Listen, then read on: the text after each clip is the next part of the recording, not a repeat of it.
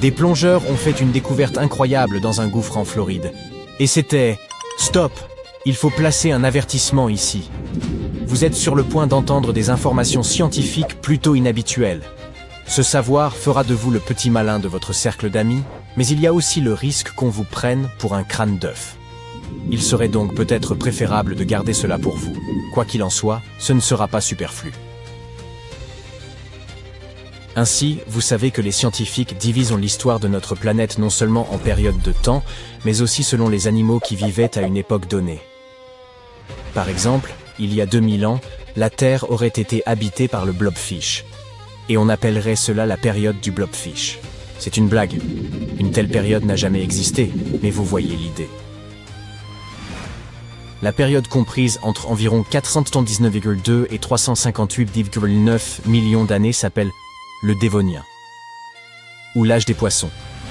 Savez-vous pourquoi? Parce que les premiers poissons ont commencé à apparaître sur la planète. Le Paléogène est la période des grands mammifères.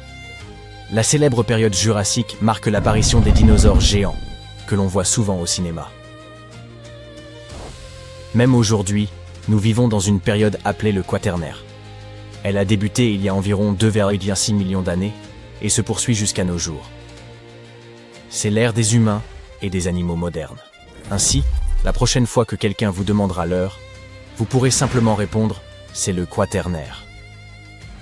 En bref, le nom de ces périodes dépend surtout des créatures qui peuplent la planète. La plus longue est le Précambrien, ou âge de la vie primitive.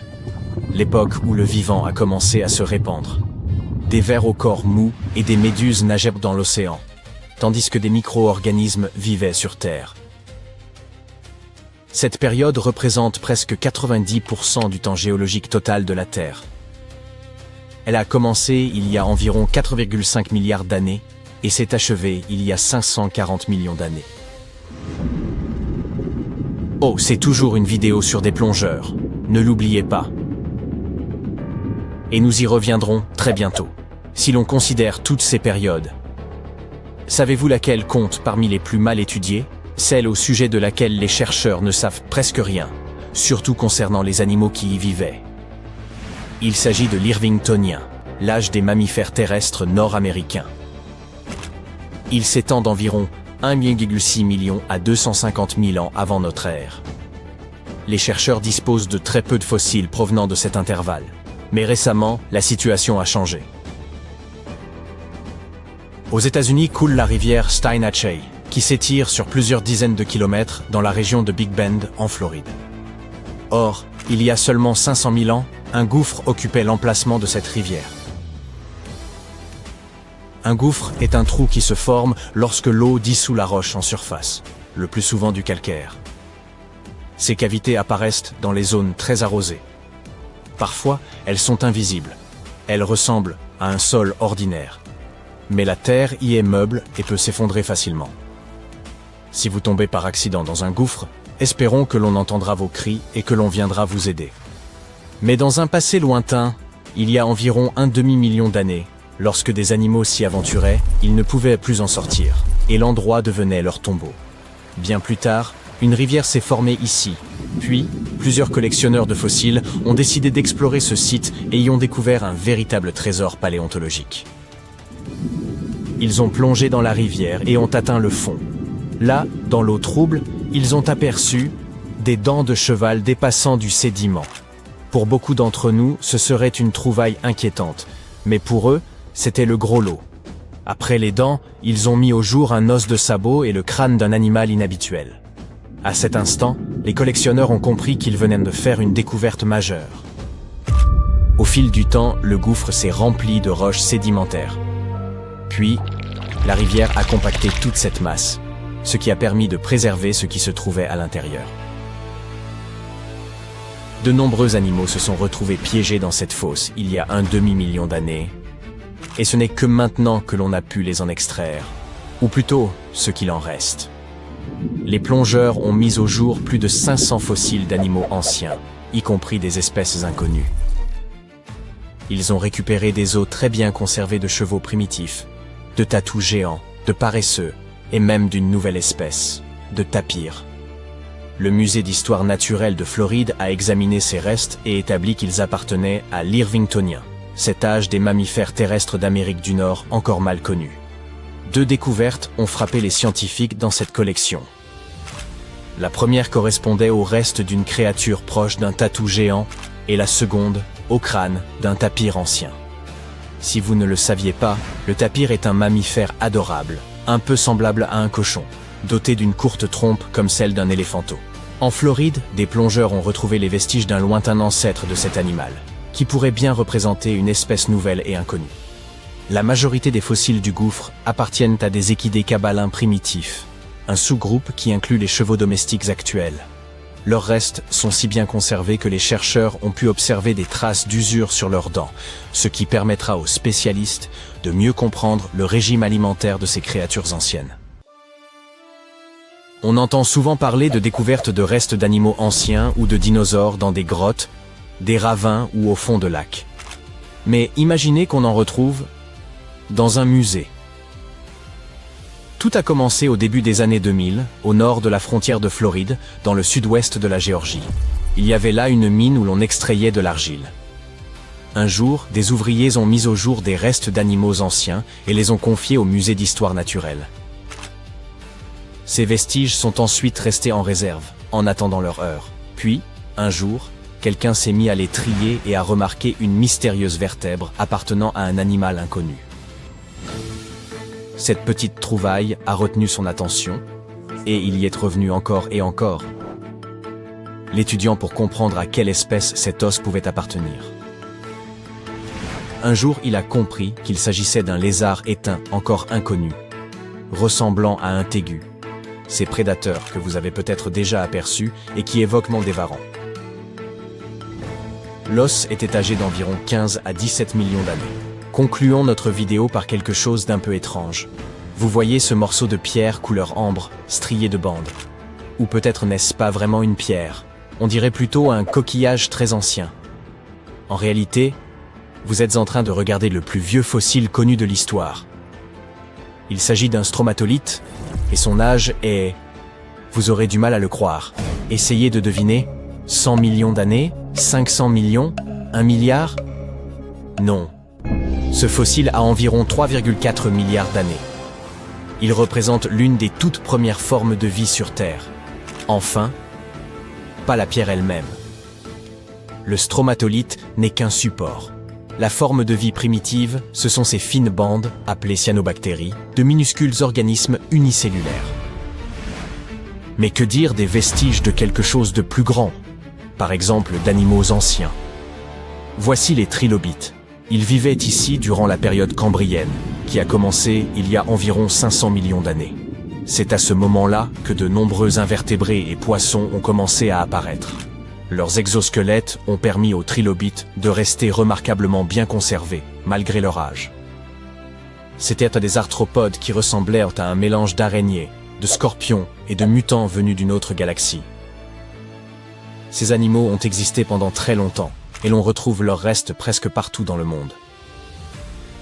Ils sont apparus dès le tout début du Cambrien, ont traversé cette période, puis se sont éteints à la fin du Permien, lors de la grande extinction permienne, quand environ 90% de tous les êtres vivants ont disparu de la surface de la Terre. Ces créatures nageaient en pleine eau, s'enfouissaient dans le fond marin ou rampaient à sa surface. Elles vivaient comme des prédateurs et des charognards. L'avant de l'animal était protégé par un solide bouclier céphalique. Il possédait des yeux en forme de croissant et une plaque calcifiée sur la partie inférieure de son corps. Cette plaque couvrait son œsophage et sa bouche. Plusieurs paires de pattes partaient de son corps et le trilobite pouvait aussi se rouler en boule à la manière d'un cloporte. Un homme se promenait dans les environs de Buenos Aires, en Argentine, lorsqu'il fit une découverte inattendue. Un objet évoquant un œuf de dinosaure reposait dans la boue. Lorsqu'il en informa sa famille, tous crurent d'abord à une plaisanterie, mais l'objet s'avéra authentique. Il ne s'agissait toutefois pas d'un œuf de dinosaure, mais de la carapace fossilisée d'un glyptodon, une espèce disparue depuis plusieurs millénaires. Certains de ces animaux atteignaient la taille d'une petite automobile. Les Paléo-Américains, ancêtres des peuples amérindiens, ont dû cohabiter avec ces colosses. Encore aujourd'hui, on continue de mettre au jour en Amérique des carapaces noires et écailleuses, témoins fossilisés de ces anciens glyptodontes. Ces animaux ont prospéré en Amérique du Sud durant des dizaines de millions d'années, avant de gagner les régions septentrionales. Ils étaient dotés d'une épaisse carapace et de dents robustes et striées, adaptées au broutage. Leur taille n'a pas toujours été colossale, mais un climat plus froid, précédant l'ère glaciaire avec des forêts claires riches en herbes, aurait favorisé leur évolution. Difficiles à dissimuler en raison de leur gabarit, ils auraient développé cette armure soudée comme moyen de défense. Le Doedicurus, l'un des plus emblématiques, possédait une longue queue hérissée de pointes, dont il se servait pour affronter d'autres glyptodontes, afin de défendre son territoire ou de conquérir une partenaire. Bien qu'ils présentent des similitudes, les anciens glyptodontes différaient profondément des tatous actuels. Leur carapace, massive et rigide, se composait de plaques osseuses soudées, tandis que celle des tatous modernes est souple, leur permettant de se rouler en boule pour protéger leur abdomen. Les glyptodontes se nourrissaient d'herbes grâce à leurs dents striées, contrairement aux tatous, qui préfèrent les insectes. Malgré toutes ces distinctions, des recherches génétiques récentes ont révélé que les glyptodontes étaient bel et bien des membres de la famille des tatous. Si le glyptodon vous paraît impressionnant, attendez de découvrir l'ours géant à face courte.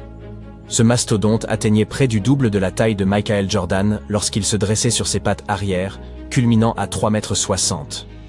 Il pesait plus de 680 kg et pouvait courir à plus de 64 km/h. Sa préférence alimentaire allait clairement à la viande. Même son crâne et sa dentition étaient adaptés pour trancher la chair, et ses yeux dirigés vers l'avant lui conféraient une vue perçante. Doté de mâchoires puissantes et de muscles développés, il pouvait broyer les os afin d'en extraire la moelle nourrissante. Ce gigantesque ours à face courte occupait des territoires comme le Minnesota, l'ouest du Mississippi et jusqu'en Alaska. Il se nourrissait de charognes ou chassait de grandes proies, telles que les bisons, bœufs musqués, cerfs et même les paresseux terrestres.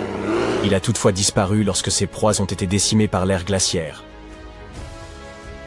Aujourd'hui, son unique parent encore vivant est l'ours à lunettes d'Amérique du Sud. Celui-ci est bien plus petit, à peu près de la taille d'un ours noir, et se nourrit aussi bien de végétaux que de viande. Fans de Game of Thrones, ceci est pour vous. Les louveteaux orphelins recueillis par les Stark s'inspirent des loups géants. Leur nom latin, Canis, Aenotion, Dirus, signifie loup terrible. Ces lointains cousins des chiens actuels atteignaient près d'1,50 m du museau à la queue, et leur poids variait de 70 à 90 kg. Les plus anciennes traces de loups géants remontent à 250 000 ans. Ces animaux s'adaptaient facilement à des milieux variés et occupaient presque toute l'Amérique du Nord, de l'Alaska jusqu'au sud du Mexique. Ils se sont éteints il y a environ 10 000 ans, peu après la dernière glaciation.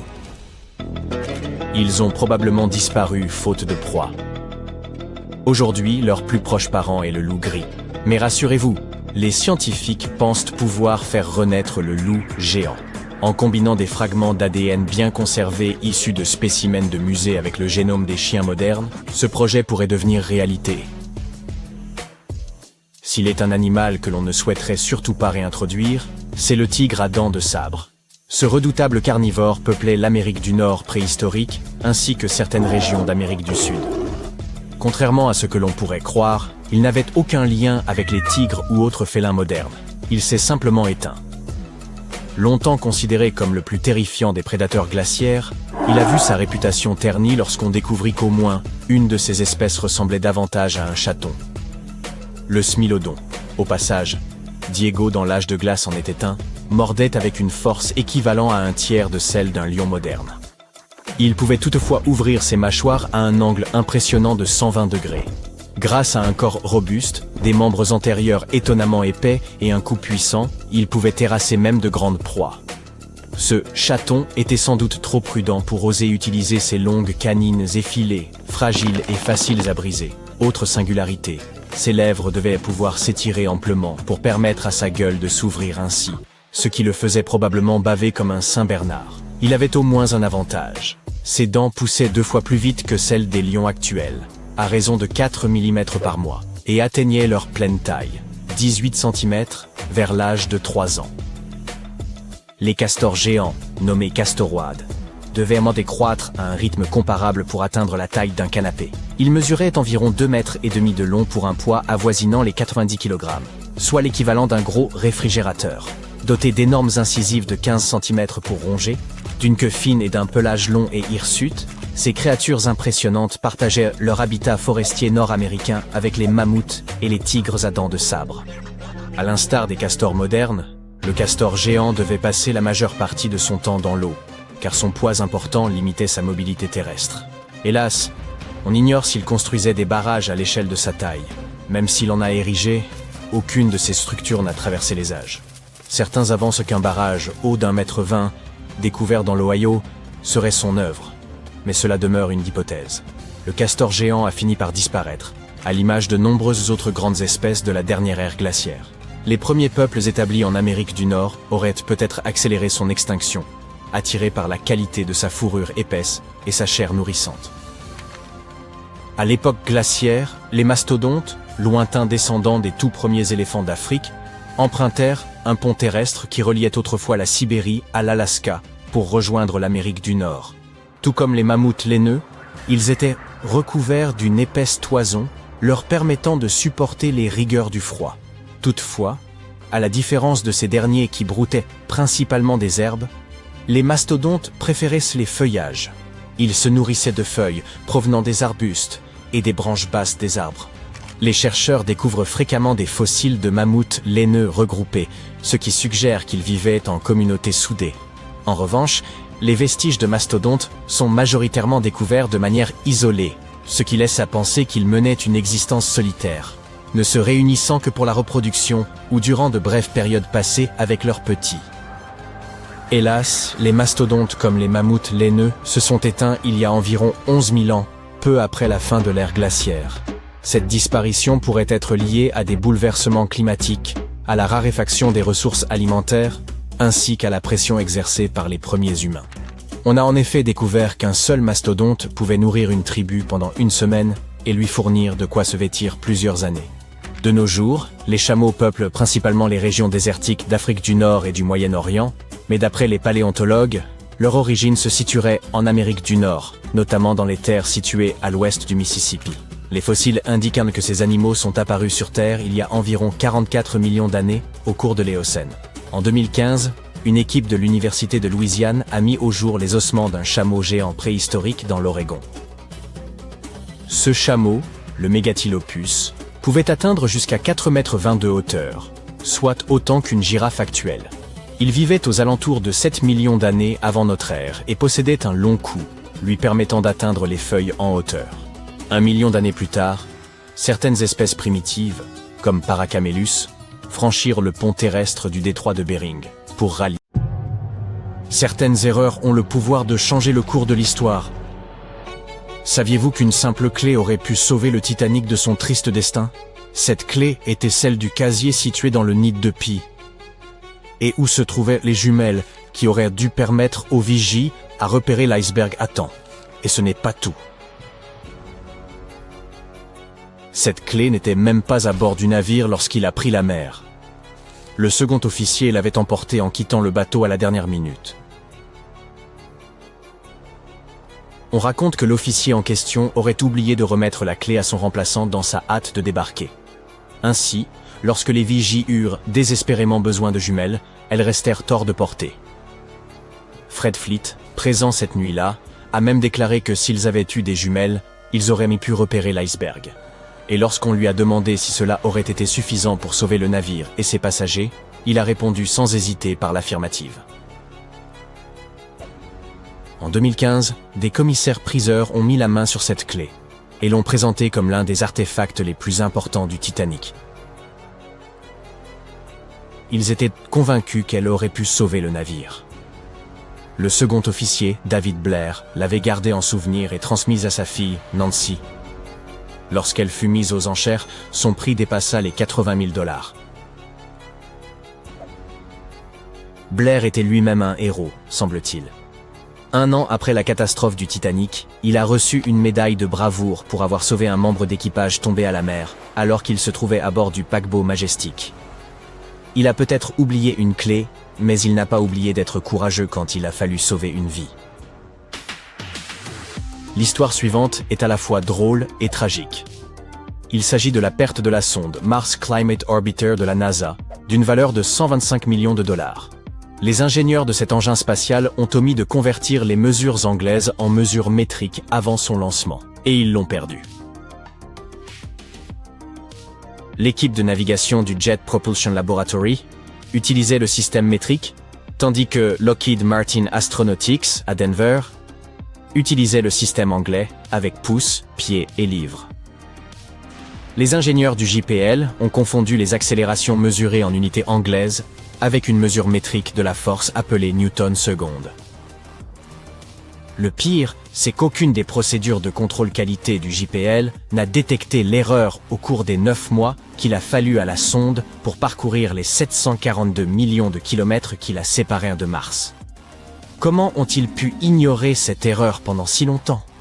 Ces mauvais calculs ont suffi à faire dévier la sonde de sa trajectoire, au point qu'elle est entrée trop profondément dans l'atmosphère martienne et a été détruite dès son entrée dans l'orbite de la planète rouge. Il y avait vraiment de quoi être embarrassé. Dans toute l'histoire de l'exploration spatiale, on ne trouve pas d'autres exemples de pertes aussi importantes dues à une confusion entre les différents systèmes de mesure. Avez-vous déjà entendu parler de l'erreur mathématique qui a conduit à la découverte du Nouveau Monde ? Attention, cela concerne un certain Christophe Colomb et un très gros globe. En 1492, Christophe Colomb quitta l'Espagne avec pour mission de trouver une nouvelle route commerciale vers l'Asie. Il était convaincu qu'il se trouvait à moins de 4100 km du Japon et qu'en naviguant un peu plus, il pourrait atteindre les Indes et toutes leurs savoureuses épices. Le seul problème, c'est que Colomb s'est un peu trompé dans ses calculs. En fait, il s'est complètement trompé. Il a fait une erreur dans son estimation de la taille du globe. Il pensait que la Terre était bien plus petite qu'elle ne l'est en réalité. Je sais ce que vous vous dites. Colomb devait avoir peu de tombées une fois arrivé au bout du monde. Contrairement aux idées reçues, Christophe Colomb et son équipage savaient que la Terre était ronde, tout comme les Grecs de l'Antiquité 2 millénaires plus tôt. Ce qui les inquiétait, ce n'était pas de tomber, mais d'avoir à traverser un océan d'une taille incommensurable.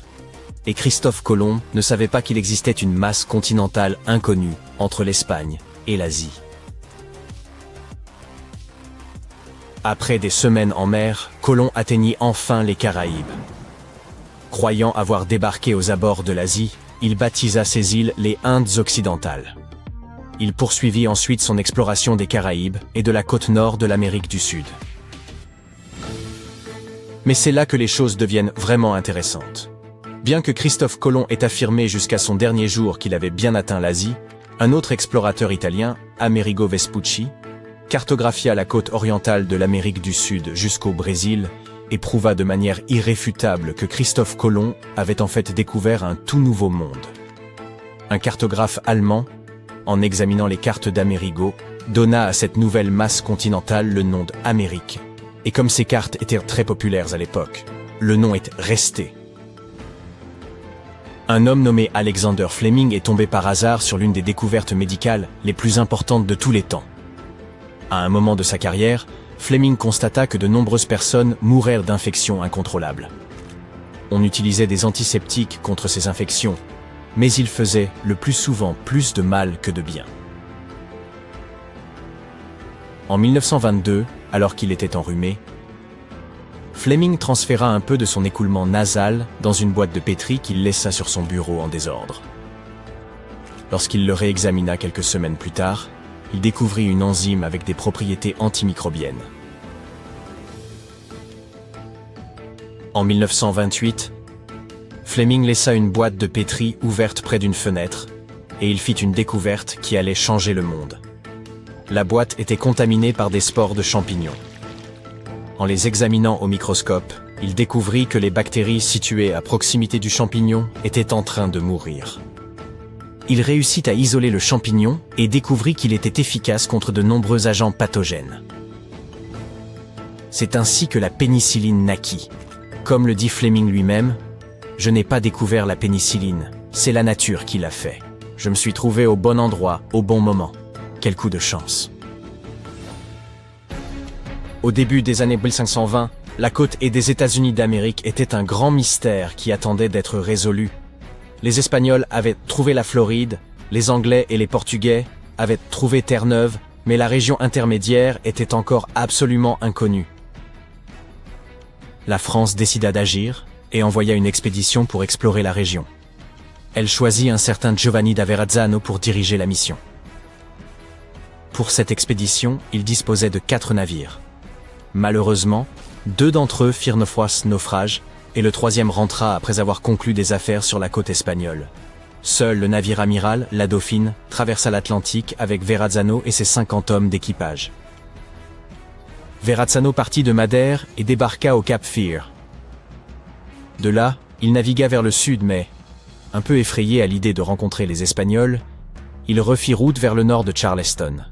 Il jeta l'ancre non loin de son lieu de débarquement initial, mais contrairement à d'autres explorateurs, il préféra demeurer loin de la côte.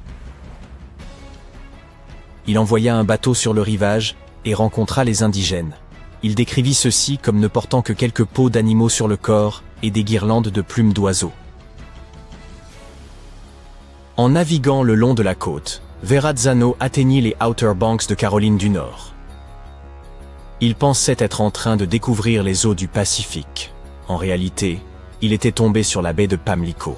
Il pensait que l'Amérique du Nord n'était qu'une longue bande de terre extrêmement étroite. Cette erreur conduisit les cartographes à représenter l'Amérique du Nord comme 2 entités distinctes. En poursuivant sa route, Verrazzano atteignit un endroit magnifique qu'il appela Arcadie. Probablement Kitty Hawk, en Caroline du Nord. En naviguant plus au nord, il manqua les embouchures des baies de Chesapeake et de la Delaware, car il choisit de naviguer loin du littoral jusqu'au New Jersey. C'est alors que survint l'événement tant attendu. Verrazzano découvrit le port de New York et jeta l'ancre immédiatement. Plus tard, on donna son nom au pont qui traverse ce détroit, le pont Verrazzano Narrows. Dès que la baie mère de Verrazzano apparut sur la carte, elle fut largement acceptée et elle influença de nombreux explorateurs. Par exemple, Henry Hudson chercha un passage vers le Pacifique dans les latitudes moyennes du continent. Mais il ne trouva pas cet océan près de la Virginie. Et le mythe cartographique finit par s'estomper. Il est amusant de penser qu'une croyance erronée a pu avoir un tel impact sur l'histoire.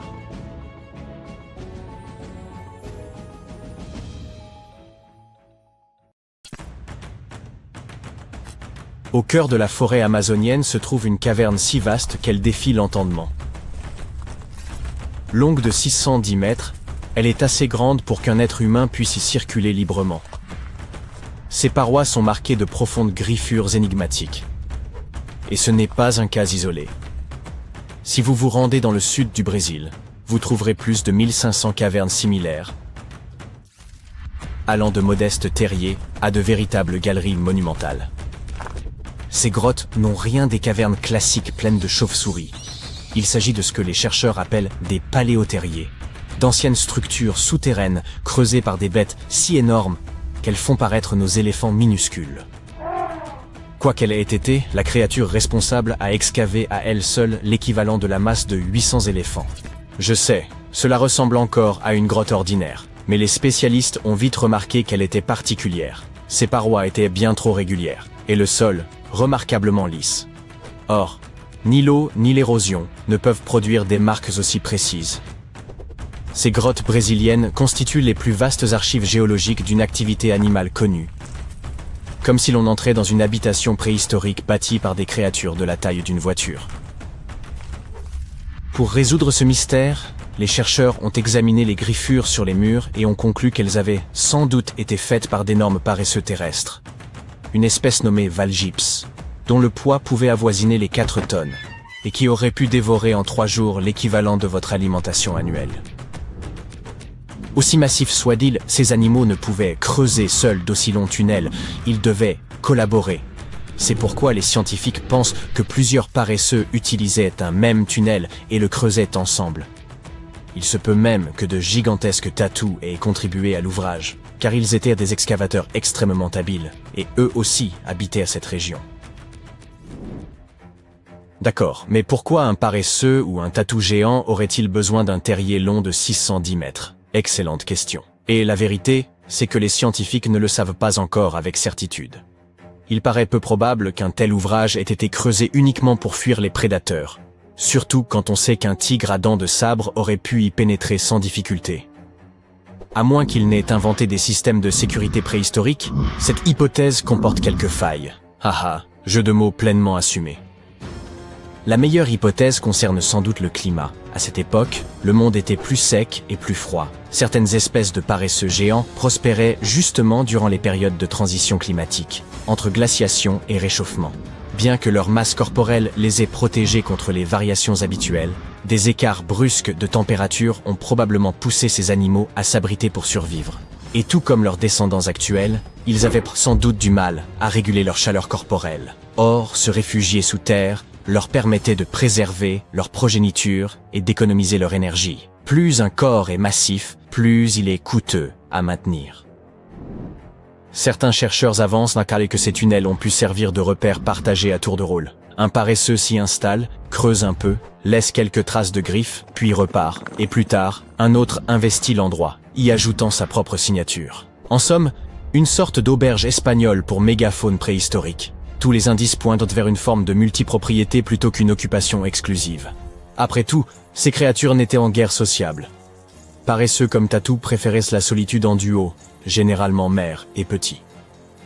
Quant au père, il ne restait que pour la partie plaisante.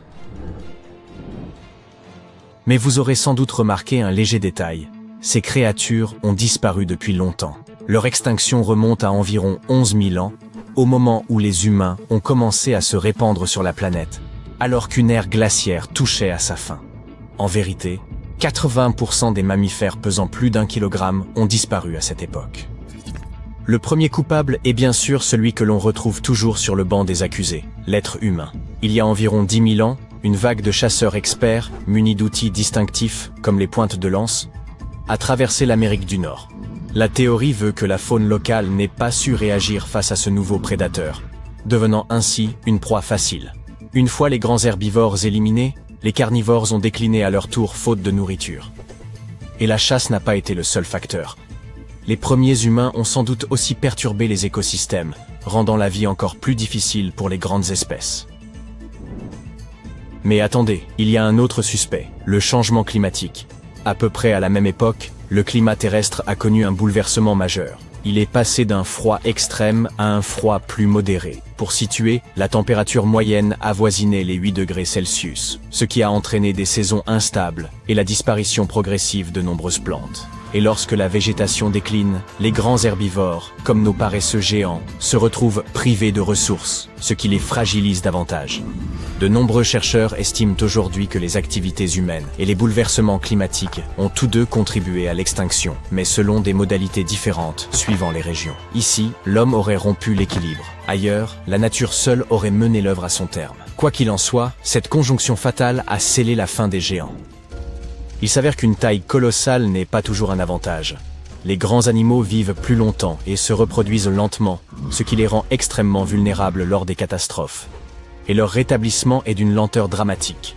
Après la disparition des dinosaures, par exemple, il a fallu près de 15 millions d'années avant que de nouveaux méga-mammifères n'émergent à leur tour. La dernière extinction majeure remonte à environ 12 000 ans. Une durée bien trop courte pour permettre l'évolution de nouvelles créatures massives. Les plus grands animaux terrestres d'aujourd'hui, comme les éléphants, les rhinocéros ou les bisons, ne sont pas de jeunes espèces. Ce sont les survivants aguerris d'un ancien cataclysme. Et nous partageons encore la planète avec le rorqual bleu, le plus grand mammifère ayant jamais existé.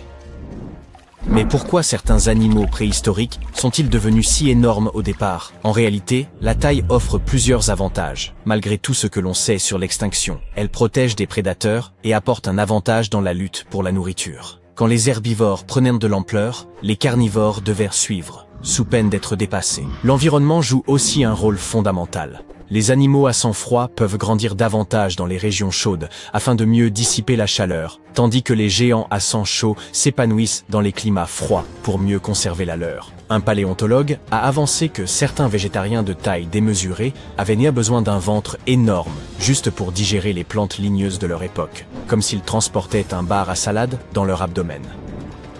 Il faut aussi parler de l'oxygène. À l'époque, l'atmosphère terrestre en contenait bien plus qu'aujourd'hui, et cela change tout, surtout pour les espèces dotées de systèmes respiratoires peu efficaces, comme les insectes. Ce surplus d'oxygène leur permettait de croître davantage et d'être plus actifs, un véritable mode turbo offert par la nature.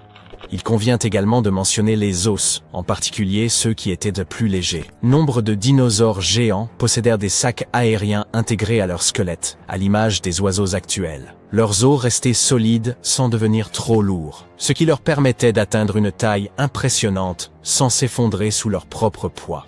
Ces sacs aériens servaient aussi au refroidissement, ce qui est vital quand on est littéralement une chaudière ambulante de muscles. À l'inverse, les mammifères modernes subissent les limites imposées par la gravité et la biologie. Des corps plus volumineux exigent un cœur plus robuste, des poumons puissants et une pression sanguine suffisante. Or, la terre ferme n'apporte que peu de soutien. C'est aussi ce qui explique pourquoi les baleines ont dépassé les dinosaures en taille. L'océan agit comme un système de soutien naturel. Grâce à la flottabilité, leur masse est portée, ce qui permet au rorqual bleu d'atteindre une masse impressionnante de 150 000 kg, sans finir aplati. Sur la terre ferme, une telle corpulence poserait de graves problèmes physiologiques. Ainsi, les anciens géants n'étaient nés pas de simples bizarreries de la nature, mais le fruit d'un équilibre précis entre air, nourriture, environnement et lois physiques travaillant de concert.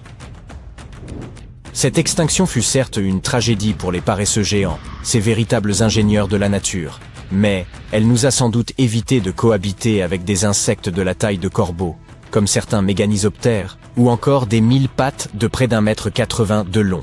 Gloops! Sur ce, si vous le permettez, je vais aller rendre hommage aux paresseux modernes, lents, petits et heureusement incapables de remodeler la planète, ou de me provoquer des crises de panique entomologique. Bien, regardez cette créature. De quoi pensez-vous qu'il s'agit? D'une plante? D'un animal? Ou peut-être même d'une sorte de champignon sauvage? À première vue, ce fossile pourrait passer pour une forme ou une autre de vie ancienne, et ça fait 150 ans que les scientifiques se grattent la tête à son sujet. Mais il semble que nous soyons enfin sur le point de résoudre le mystère de cette espèce inconnue. Il y a très longtemps, durant la période dévonienne, les plantes commençaient à peine à pousser sur la terre. Les arbres les plus grands n'atteignaient que quelques dizaines de centimètres de haut, et les animaux n'avaient pas encore évolué au point de posséder des colonnes vertébrales. Mais dans ce paysage s'élevaient d'immenses tours naturelles, des espèces de cylindres ou de troncs dépourvus de branches qui pouvaient atteindre 8 mètres de haut et près d'1 mètre de large. Quel contraste avec les arbres minuscules! Lorsque les scientifiques ont découvert pour la première fois les fossiles de ces organismes géants, ils furent totalement déconcertés, car ces créatures préhistoriques étranges ne ressemblaient à rien de ce qu'ils connaissaient. Certains pensèrent qu'il s'agissait d'étranges arbres à cônes. D'autres se dirent qu'il s'agissait de plantes aquatiques, comme des algues géantes ou des lichens, des organismes à mi-chemin du champignon et de l'algue. Ces objets mystérieux reçurent un nom, Prototaxites. Lorsque les scientifiques les étudièrent de près, leur structure interne leur rappela tout un tas de choses différentes. Ils ne croyaient pas vraiment à la réalité d'un champignon ou d'une algue de 6 mètres de haut, mais c'est pourtant ce que leur montraient ces fossiles. Par la suite, la plupart des scientifiques conclurent que les prototaxites étaient des champignons géants. Mais quelque chose ne semblait pas coller. En 2007, ils décidèrent de résoudre le mystère des prototaxites et effectuèrent un test chimique sur les fossiles. Ainsi, ils purent examiner les différents types de carbone qu'ils contenaient et les comparer à ceux des plantes ordinaires de la même période. Si les prototaxites avaient été des plantes, ils auraient trouvé des correspondances dans les ratios de carbone, mais ce ne fut pas le cas. Cela signifiait que les prototaxites n'étaient pas des plantes et que leur carbone ne provenait pas de la photosynthèse. Le processus ressemblait davantage à celui des champignons. Pourtant, il ne ressemblait en rien aux champignons que nous connaissons aujourd'hui. Les prototaxites étaient des géants, sans doute les plus grands êtres vivants de leur époque. Mais si ces étranges créatures préhistoriques étaient en quelque sorte des champignons, il est curieux qu'il n'ait aujourd'hui aucun parent vivant qui leur ressemble. Donc, si nous rassemblons toutes ces informations, nous pouvons conclure que les prototaxites étaient une forme de vie entièrement séparée qui n'a produit aucune descendance. Les prototaxites ne sont pas les seuls organismes sans classification. Il y a environ 600 millions d'années, il n'y avait ni poissons, ni requins, ni crabes, seulement des formes de vie très simples, des algues et des bactéries qui dérivèrent dans des mers calmes et peu profondes. Mais il y avait aussi des créatures étranges et totalement différentes de tout ce que nous connaissons aujourd'hui. Des sortes de fougères sous-marines qui restaient parfaitement immobiles et absorbaient les nutriments directement dans l'eau. Ces formes de vie étranges portaient le nom de rangéomorphes. Ils dominaient dans les océans, qui étaient alors très riches en nutriments. Ils n'avaient besoin ni de bouche, ni d'yeux, ni de muscles pour survivre. Ils absorbaient simplement autour d'eux ce dont ils avaient des besoins. Certains étaient aussi petits qu'un doigt, tandis que d'autres atteignaient les 2 mètres de haut. Mais lorsque la Terre entra dans la période cambrienne, les océans devinrent beaucoup plus compétitifs. Des créatures rapides, pourvues de membres, d'yeux et de mâchoires, firent leur apparition dans les océans. Elles mangeaient plus vite, et se nourrissaient peut-être même des rangéomorphes. La chimie des océans commença également à changer, et les eaux riches en nutriments devinrent plus semblables aux océans d'aujourd'hui, où la nourriture flotte sous forme de particules que les animaux actifs ramassent. Les rangéomorphes disparurent à jamais, mais les scientifiques trouvent encore leurs fossiles partout dans le monde, préservés dans des roches anciennes. Ils possédaient une forme que l'on appelle fractale, avec des motifs qui se répètent à chaque niveau, des plus petites branches jusqu'à l'ensemble du corps. En utilisant des indices fossiles, les chercheurs ont pu construire des modèles informatiques en 3D des rangéomorphes, et ils ont découvert que ces étranges créatures préhistoriques occupaient leur espace de manière presque parfaite. Mais les scientifiques ne parviennent toujours pas à s'entendre sur la place exacte des rangéomorphes dans l'arbre de la vie. Au début, ils se demandaient s'il s'agissait de plantes, d'animaux, de champignons ou de quelque chose de complètement différent. Aujourd'hui, la plupart s'accordent à dire qu'il s'agissait bien d'animaux primitifs. Mais ils étaient si différents des animaux qui vinrent après eux qu'ils mériteraient d'être classifiés complètement à part, dans ce que les scientifiques appellent un clade. Et puis, il y avait les Dickinsonia, des organismes préhistoriques si étranges que les scientifiques ne surent pas s'accorder sur ce dont il s'agissait pendant près de 100 ans. Certains pensaient qu'il s'agissait d'une amibe unicellulaire géante. D'autres, qu'ils avaient affaire à un type de lichen, ou peut-être d'une forme de vie que l'évolution a décidé de ne pas conserver. Ce organisme bizarre vivait il y a environ 558 millions d'années, bien avant l'apparition des dinosaures, des requins ou même des insectes. Après de nombreuses années d'études, des chercheurs australiens ont finalement obtenu la preuve que Dickinsonia était un animal, et possiblement le plus ancien jamais découvert. Ils ont résolu ce mystère grâce à des molécules de graisse fossilisées, et remarquablement bien préservées, qui s'étaient coincées dans la roche, près de la mer Blanche. Ces molécules étaient un type de cholestérol, le genre de graisse que l'on trouve dans les cellules animales. Si le cholestérol est présent, il provient presque certainement d'un animal, un peu comme de l'ADN animal. Dickinsonia a vécu des millions d'années avant ce que les scientifiques avaient calculé au départ, et ne ressemblait en rien aux animaux modernes. Cet organisme n'avait ni tête, ni bouche, ni bras, ni jambes, et certainement pas d'organes. Il avait une forme ovale, comme un énorme cloporte ou une dragée aplatie, avec d'étranges crêtes traversant tout son corps. Certains étaient minuscules, mais d'autres atteignaient jusqu'à 1,5 mètres de long, soit presque la taille d'une personne. Il ne nageait ni ne marchait, il reposait simplement sur le fond marin, absorbant les nutriments ou captant des substances à travers sa peau. Il fut difficile à identifier car la plupart des fossiles provenaient de roches à haute pression, où la chaleur avait détruit toutes les matières organiques délicates nécessaires à une étude complète. Pour atteindre les bons fossiles, les chercheurs durent descendre en rappel des falaises de 91 mètres, extraire d'énormes blocs de grès, les jeter au sol, les laver, puis répéter le processus. Et à l'intérieur de l'une de ces dalles de grès, ils trouvèrent le fossile qui vint tout changer. Il leur permit de confirmer que Dickinsonia était bien un animal, et à prouver que des formes de vie complexes existaient avant la diversification du Cambrien, lorsque des tonnes de nouveaux animaux avec os, yeux et membres apparurent soudainement. Les scientifiques pensent que l'endroit où ils ont trouvé ces fossiles pourrait contenir plus d'indices sur les formes de vie anciennes. Pendant longtemps, les scientifiques n'eurent aucune idée de ce qu'était un autre groupe ancien, les myxomycètes. Ces masses étranges et gélatineuses qui palpitent et suintent sur les bûches pourries et le sol des forêts ne sont pas des champignons tels que nous les connaissons, malgré ce que l'on a pensé pendant très longtemps. En fait, Elles ressemblent davantage à des amibes, des organismes unicellulaires et mous qui peuvent se déplacer. Il existe plus de 900 espèces de myxomycètes dans le monde entier. Vous les trouverez dans le sol, dans les litières de feuilles, et surtout sur le bois en décomposition. Les scientifiques en ont même trouvé piégées dans de l'ambre datant de 100 millions d'années. Et elles ressemblent exactement aux myxomycètes modernes. Les scientifiques savent encore très peu de choses sur la manière dont les myxomycètes interagissent avec les autres espèces, quel rôle elles jouent dans les écosystèmes, et comment elles pensent, sans cerveau, nerfs ou centre de contrôle. Mais ainsi que nous le constatons, elles sont capables de prendre des décisions et de s'adapter à leur environnement.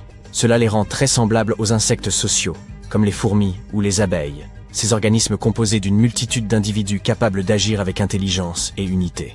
Des scientifiques ont réussi à entraîner des myxomycètes à résoudre des labyrinthes. Elles réagissent à différentes substances chimiques et savent étudier leur environnement. Elles apprennent notamment grâce à un processus qui porte le nom d'habituation. C'est comme lorsque vous devez vous habituer à l'eau froide après avoir plongé dans un lac, ou quand vous cessez d'entendre un bourdonnement agaçant au bout de quelques minutes. Votre cerveau vous aide à ignorer ce qu'il juge être sans danger. Certaines myxomycètes sont capables de faire cela. Si elles sont confrontées à des conditions défavorables, comme des environnements salés, secs ou acides, elles commenceront tout d'abord par essayer de les éviter. Mais si elles y trouvent de la nourriture, elles se forceront à s'habituer. Si par exemple, vous plongez des myxomycètes dans le sommeil et que vous les réveillez un an plus tard, des pas résonnèrent derrière lui. Le cœur battant la chamade, il bondit vers la statue imposante, de ses doigts cherchant la crevasse dissimulée. Le temps pressait. Il l'enfonça au moment où les cris se rapprochaient. Il respira profondément, son cœur comme un tambour. Puis il courut, disparaissant dans l'obscurité, laissant son secret enfoui dans la pierre, en attente d'être découvert. Au cours de l'histoire, les statues n'ont pas seulement été les gardiennes silencieuses du passé. Elles ont aussi servi de cachette, certains objets disparaissant pour toujours, d'autres découverts au hasard des fouilles. Découvrez leurs secrets les plus mystérieux. En 2016, alors que des experts australiens préparaient une statue vieille de 645 ans pour une vente aux enchères, ils découvrirent qu'elle abritait un secret. Un billet de banque ancien dissimulé à l'intérieur de sa tête creuse. Émis en 1371 sous l'empereur Zhou Yuanzheng, le billet valait 1000 pièces de cuivre ou 28 grammes d'argent. Plus frappant encore, il portait un avertissement sinistre. Malgré que la statue ait eu plusieurs propriétaires, personne n'eut connaissance de ce billet pendant des siècles. Rare vestige d'une époque où la monnaie en papier était encore une nouveauté, ce billet fut rapidement mis aux enchères, poursuivant son voyage à travers le temps dans le monde moderne. Les statues sont devenues plus que de simples symboles. Elles étaient à présent les gardiennes et conservatrices de l'histoire, et parfois même des outils salvateurs. En 2017, des experts en restauration qui travaillaient sur une statue du XVIIIe siècle en Espagne firent une découverte remarquable. Dissimulées dans l'intérieur creux de la statue se trouvaient 2 lettres écrites en 1777, offrant un aperçu de la vie quotidienne, des coutumes locales et de l'économie de l'époque. De manière similaire, en 2023, lors de rénovations à l'Académie militaire des États-Unis à West Point, une boîte fut découverte à l'intérieur du socle de marbre d'une statue représentant le héros Tadeusz Kościuszko. Placée là il y a presque 200 ans, cette capsule temporelle nous offre un lien tangible avec le passé riche en histoire de l'institution. Le mystère entourant les statues et leur potentiel à dissimuler des secrets s'étend à certains des monuments les plus emblématiques du monde. Peu d'endroits sont aussi enveloppés de mystères que le Grand Sphinx de Gizeh. Pendant des siècles, archéologues, historiens et explorateurs ont spéculé sur ce qui pourrait être caché sous sa massive silhouette de calcaire. Certaines personnes pensaient que le Sphinx dissimulait la légendaire salle des archives, une hypothétique bibliothèque contenant un savoir ancien, peut-être même la sagesse perdue de l'Atlantide. Ces dernières années, les avancées technologiques des radars à pénétration de sol ont révélé des cavités sous le Sphinx, amenant de nombreux experts à croire que la statue pourrait cacher des chambres ou des passages encore inconnus, certains éventuellement liés à des tombes royales ou à des structures souterraines. L'existence potentielle de chambres cachées sous le Sphinx captive notre imagination depuis des générations. Mais ce qui est peut-être encore plus intriguant, c'est le travail récent, effectué par des chercheurs de l'Université de New York, qui ont étudié les forces environnementales qui ont façonné le Sphinx.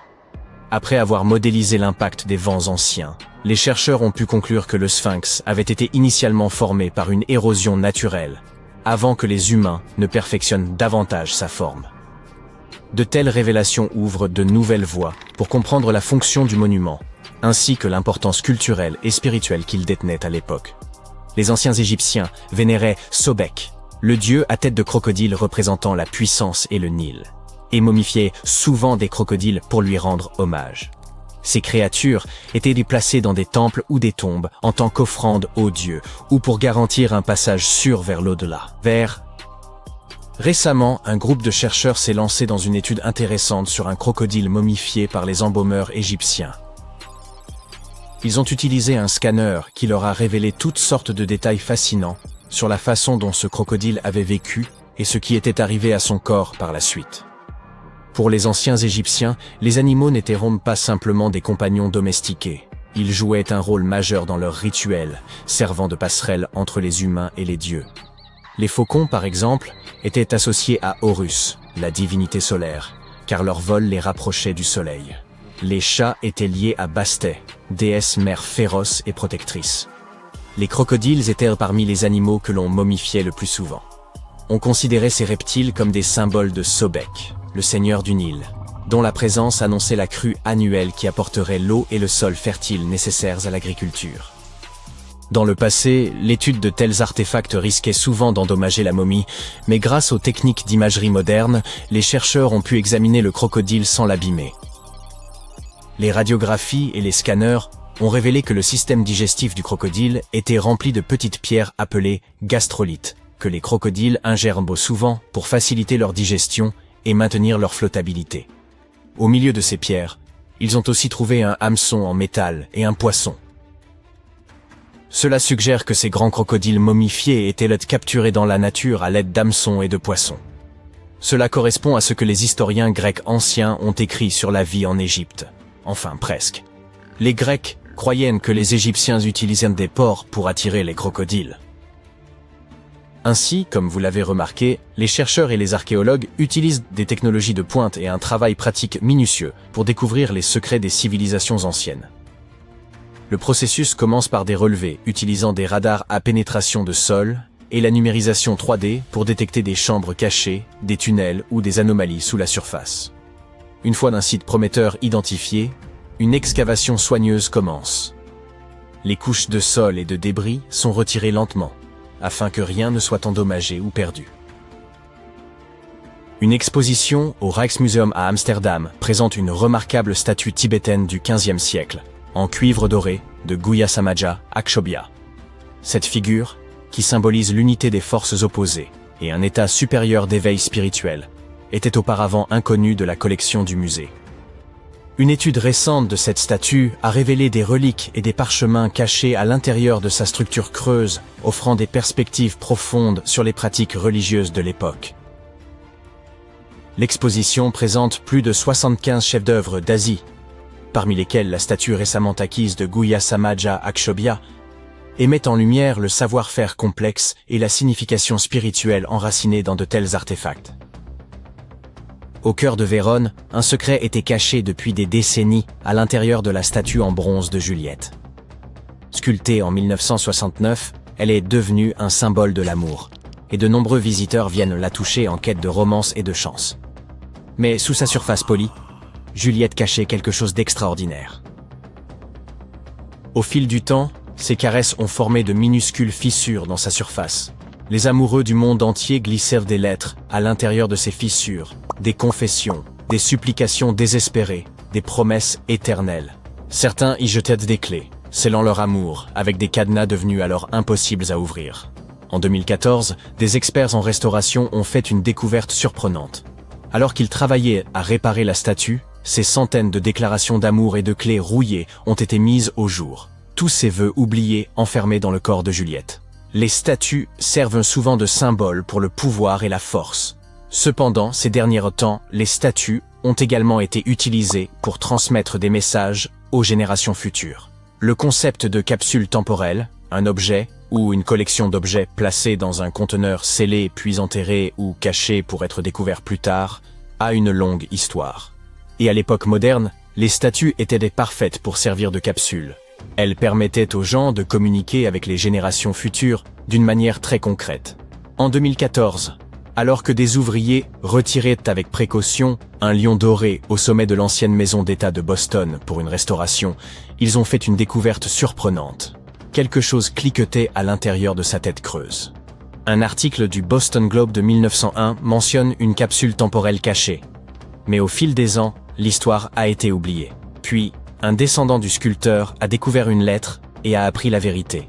À l'intérieur de la tête du lion se trouvaient des journaux, des photographies, des autographes et des lettres appartenant à un passé lointain, des messages scellés pendant plus d'un siècle. Lorsque la capsule fut ouverte, c'était comme si l'histoire elle-même retenait son souffle. Les autorités ont prévu de poursuivre cette tradition en ajoutant des artefacts modernes avant de refermer la tête creuse du lion afin que ses trésors soient redécouverts au XXIe siècle. Nous ne savons pas si elles l'ont réellement fait, cependant. Les progrès des technologies d'imagerie ont permis aux chercheurs de dévoiler des détails cachés dans des sculptures célèbres sans les endommager. En 2014, des experts en restauration au Mexique ont fait une découverte en examinant une statue en bois vieille de 300 ans. De véritables dents humaines étaient cachées sous son visage serein. Cette révélation n'a pas été faite par la fouille, mais par la technologie. Lorsque les préservationnistes ont pris une radiographie de la statue, s'attendant à trouver des détails structurels, ils ont vu une denture parfaite, intégrée dans la bouche. Contrairement à d'autres statues historiques de la région, qui contenaient parfois de vrais cheveux que les gens avaient donnés aux statues, cette découverte était complètement inattendue. Ce spécimen singulier avait à peu près la taille d'un husky et aurait pu être pris pour tel s'il n'était pas totalement dépourvu de fourrure et s'il ne s'agissait pas d'un redoutable prédateur doté de longues canines acérées. Charmant. Voici le plus ancien animal à dents de sabre jamais identifié. Il arpentait la surface de la Terre bien avant l'apparition des dinosaures. Les chercheurs ont pu établir sa description à partir de fossiles exhumés sur l'île espagnole de Majorque, en Méditerranée. Il y a environ 200 millions d'années, bien avant qu'aucun d'entre nous n'existe, les tout premiers mammifères firent leur apparition, cohabitant alors avec les dinosaures. Mais si l'on remonte plus avant dans l'arbre généalogique des mammifères, on parvient à un groupe ancien nommé Thérapsides. Bien qu'il n'ait guère ressemblé aux mammifères actuels, il présentait déjà certains traits fondamentaux qui allaient, avec le temps, caractériser pleinement cette classe animale. Les thérapsides, par exemple, présentaient des ouvertures particulières sur les côtés du crâne, destinées aux muscles de la mâchoire. Certaines parties de leur ossature mandibulaire allaient, avec le temps, se transformer en osselettes de l'oreille moyenne, présents chez tous les mammifères, vous inclus. La récente découverte pourrait bien correspondre aux plus anciens fossiles de thérapsides jamais identifiés. Ce spécimen, encore sans nom officiel, appartient au groupe des gorgonopsiens. Ces créatures étaient plus étroitement apparentées aux mammifères qu'à tout autre être vivant actuel. Certaines avaient la taille d'un chat, d'autres rivalisaient avec les ours polaires. Les gorgonopsiens possédaient divers types de dents, adaptés à des fonctions spécifiques, un trait typiquement mammalien. Mais à la différence des mammifères, ils renouvelèrent leurs dents en permanence, y compris leurs longues canines en forme de sabre. Cela pourrait s'avérer fort utile. Jusqu'à présent, les plus anciens fossiles de gorgonopsiens connus dataient d'environ 265 millions d'années. Ce nouveau spécimen est encore plus ancien. Son âge est estimé entre 270 et 280 millions d'années. La découverte est particulièrement complète et bien conservée. Elle inclut ses crocs effilés, une partie de la mâchoire, des éléments de la colonne vertébrale, des côtes, des vertèbres caudales, des phalanges, ainsi qu'une grande partie d'un membre postérieur. Même si le crâne n'a pas été retrouvé en entier, les chercheurs estiment ce qu'il mesurait près de 18 cm. L'animal, quant à lui, devait atteindre la taille d'un chien de gabarit moyen à grand, avec un poids compris entre 30 et 40 kg. Pour autant, sa silhouette n'avait que peu à voir avec celle d'un chien. Malgré certains aspects évoquant les reptiles, le qualifier de chien-lézard serait inexact. Mammifères et reptiles partagent certes un ancêtre très ancien, remontant à environ 320 millions d'années, mais leurs lignées ont divergé depuis bien longtemps. À l'époque où cette créature foulait le sol, l'île de Majorque se trouvait au cœur du supercontinent Pangée. Ce territoire connaissait alors des alternances marquées de saisons extrêmement humides et très sèches. Les chercheurs se sont souvent demandé si les grandes étapes de l'évolution des mammifères avaient eu lieu dans de telles zones tropicales, mais les fossiles nécessaires à cette démonstration faisaient jusque-là défaut. Avec la mise au jour du plus ancien gorgonopsien connu à Majorque, les pièces manquantes de ce puzzle évolutif commencent à se rejoindre. Il semble que d'importantes étapes de l'évolution des mammifères aient pu se produire dans des régions tropicales peu explorées. Ce prétendu vide fossile tiendrait peut-être simplement au fait que les fouilles n'étaient pas menées aux bons endroits. Notre protagoniste du jour n'était pas le seul spécimen extraordinaire à avoir marqué l'histoire avant l'ère des dinosaures. Il y a plus de 500 millions d'années, des prédateurs étranges dominaient les océans. Parmi eux, Anomalocaris, un nom particulièrement peu engageant, mais qui signifie simplement « crevette singulière ». Cette créature n'avait aucun équivalent parmi les espèces actuelles. Les chercheurs la considèrent comme le tout premier superprédateur, l'épaulard de son temps. Anomalocaris était imposante pour l'époque, atteignant jusqu'à 90 cm, de ses bras tranchants jusqu'à ses nageoires caudales. On pensait autrefois qu'elle se nourrissait de trilobites, mais des recherches récentes montrent qu'elle n'était pas assez puissante pour percer leur carapace. Il s'agissait plutôt d'une chasseresse vive et agile, dotée d'une vision remarquable, ciblant des proies molles qu'elle attrapait dans l'eau. Autre merveille de l'ère pré-dinosaure, un poisson capable de marcher sur la terre ferme. Un exploit tout à fait remarquable. Tiktaalik évoluait dans des rivières marécageuses, évoquant celles de l'Amazonie actuelle. Il pouvait atteindre 2,70 m, chassait dans les eaux douces comme un crocodile moderne, et possédait un cou mobile ainsi que des poumons primitifs, lui permettant de survivre aussi bien sur terre que dans l'eau. La raison pour laquelle des poissons comme Tiktaalik ont commencé à explorer la terre ferme, il y a environ 395 millions d'années, demeure obscure. À cette époque, le supercontinent de Gondwana se rapprochait lentement du futur continent nord-américain, formant de vastes zones marécageuses. Ces environnements, humides, peu profonds et proches de l'équateur, offrirent des conditions idéales à l'essor d'animaux amphibies, comme les crocodiles. La nourriture sur Terre était rare. Peut-être se sont-ils aventurés là pour des raisons de sécurité, trouvant moins de prédateurs et de meilleurs endroits pour pondre leurs œufs que dans l'eau. Ces créatures ont d'abord vécu en pleine mer, puis dans des eaux peu profondes, avant de coloniser les marais et les rives, pour enfin, après une lente transition, s'établir pleinement sur la terre ferme. Imaginez un mille-pattes géant, long de 2,5 mètres et pesant jusqu'à 50 kg. Arthropleura, qui vivait il y a plus de 300 millions d'années dans ce qui est aujourd'hui l'Angleterre. Durant la période du Carbonifère, l'atmosphère terrestre contenait plus de 26% d'oxygène, contre environ 21% à l'heure actuelle. Pendant longtemps, les chercheurs ont cru que ces niveaux élevés d'oxygène expliquaient l'imposante taille de ces animaux. Toutefois, une découverte fortuite a révélé un fossile datant d'une période où la teneur en oxygène était à peine supérieure à celle d'aujourd'hui. Cette trouvaille, mise au jour par la fracture opportune d'un rocher, fait partie des spécimens de mille-pattes géants les plus complets et imposants jamais découverts. Cette créature aurait pu habiter non seulement les zones marécageuses, mais également les forêts clairsemées, regorgeant de graines, de noix et peut-être même de petits animaux. Il est plausible qu'elle n'ait pas été un simple herbivore lent et laborieux, mais un prédateur agile et opportuniste, capturant toute proie à sa portée. Après avoir dominé la Terre pendant environ 45 millions d'années, ces mille-pattes géants ont fini par disparaître, probablement chassés par les reptiles, qui ont ainsi préparé le terrain pour l'avènement des dinosaures. Si vous vous êtes déjà demandé ce qui résulterait du croisement entre un ours polaire et un tigre à dents de sabre, voici la réponse. Inostrancevia dominait les écosystèmes méridionaux après avoir migré sur plus de 11 000 km à travers la Pangée. Il y a environ 252 millions d'années. Sa peau, aussi résistante que celle d'un rhinocéros, et ses canines massives, parfaitement adaptées pour déchirer les chairs, en faisaient un redoutable coureur. Une fois installé dans ce qui est aujourd'hui l'Afrique du Sud, il supplantait une grande partie des prédateurs locaux. Cependant, sa suprématie fut de courte durée, car vers la fin de la période permienne, d'immenses éruptions volcaniques provoquèrent des changements climatiques profonds, entraînant la disparition d'environ 90% des espèces vivantes. Les grands prédateurs, caractérisés par leur croissance lente et leur rareté, sont souvent les premiers à succomber lors de telles extinctions massives. Et c'est ainsi que notre protagoniste disparut. Notre dernière créature du jour est une libellule géante qui vivait il y a environ 300 millions d'années. avec une envergure excédant les 60 cm, 2 paires d'ailes, 6 longues pattes épineuses et d'énormes yeux globuleux. Meganera est sans doute le plus grand insecte volant à avoir jamais existé, surpassant largement les libellules actuelles, qui sont ses lointaines parentes. À l'instar des libellules modernes, Meganera fréquentait les espaces ouverts proches des étangs et ruisseaux à courant lent.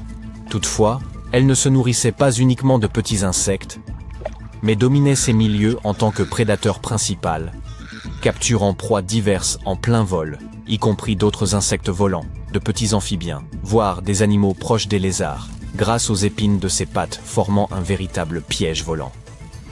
Les premiers fossiles de Meganera furent découverts en France en 1880 dans des roches riches en charbon. Leur conservation remarquable permettait d'observer le dessin précis des nervures alaires. Les chercheurs estiment que cette taille exceptionnelle résultait de l'absence quasi totale de concurrence chez les vertébrés et d'un taux d'oxygène atmosphérique bien supérieur à celui d'aujourd'hui durant le Carbonifère. La légende la plus effrayante de la mythologie nordique, le Ragnarök, pourrait avoir été inspirée par des événements réels. Oui, cette histoire où Thor et d'autres divinités périssent au combat et où le monde entier se termine pour ensuite commencer une nouvelle fois.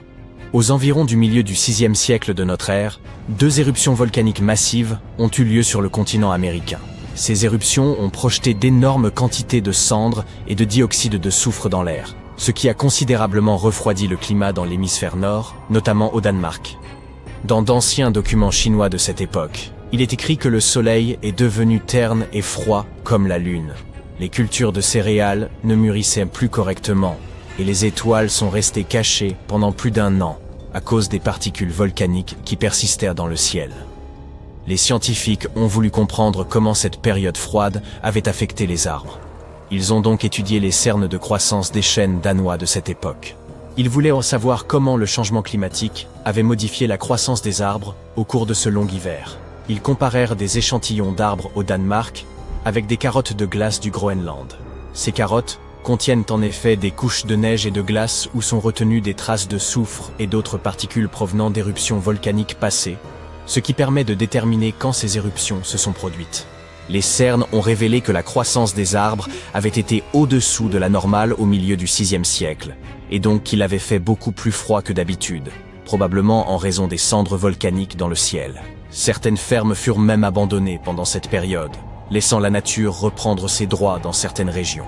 Tout cela a peut-être provoqué de grands bouleversements dans la société, des changements dans la structure des villages et dans les pratiques rituelles. Les archéologues ont également trouvé de nombreux objets précieux enterrés à cette époque. Il semble que les gens en faisaient offrande aux divinités dans l'espoir que le soleil revienne. Ils craignaient que l'hiver sans fin précédant le Ragnarök ne commence s'ils ne faisaient rien.